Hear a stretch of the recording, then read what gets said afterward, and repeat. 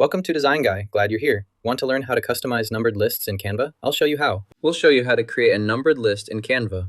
Follow these steps to add numbering to your designs quickly and easily. First, click the Create button.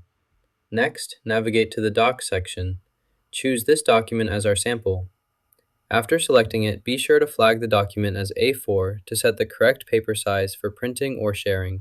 Here, we'll create a sample project specifically for our demo. Follow along as we set up everything needed. Set the topic to fruits. Type fruits into the topic field, then add it to confirm. The topic has now been updated successfully.